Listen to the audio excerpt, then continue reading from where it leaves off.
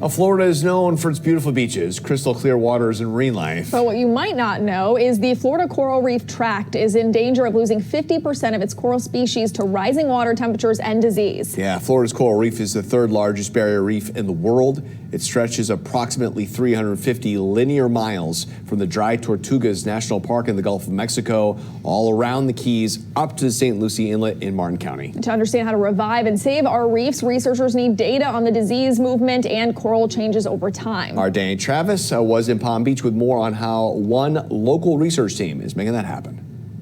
Coral research runs from the beginning of August through the end of October. Researchers say that's when the ocean's waters here are at their hottest temperatures and the best time to gather data. Now, to kick off the season, the dive team with the Palm Beach Zoo invited me out on the first research dive. So we took a boat out to a dive site just 3 miles off the coast of Palm Beach here.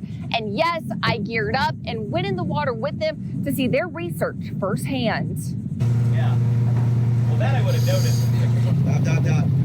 That's great. A short stride today in hopes to lead to a long-term solution tomorrow. Researchers with the Palm Beach Zoo revisiting this dive site for the first time in 10 months. We're documenting all the different species of corals that we're finding in the county.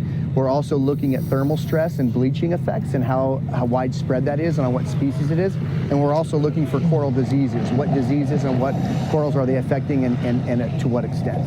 Researchers are doing all of this by laying out these lines where they were surveying. From there, they measured the coral, conducted health assessments, and noted how water temperature affected these corals over the past year.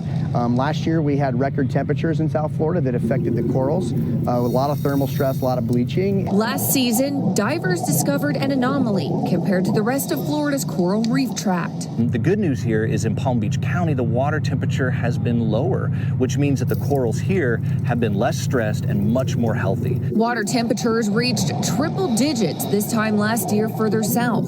But researchers say the typical water temperature in Palm Beach County around this time is low 80s. To put that into perspective, that water was very comfortable for me to dive in. But researchers say that's also more than ideal for the coral to survive it. And now as the season goes on, the water is only expected to get hotter, and that's where the research continues.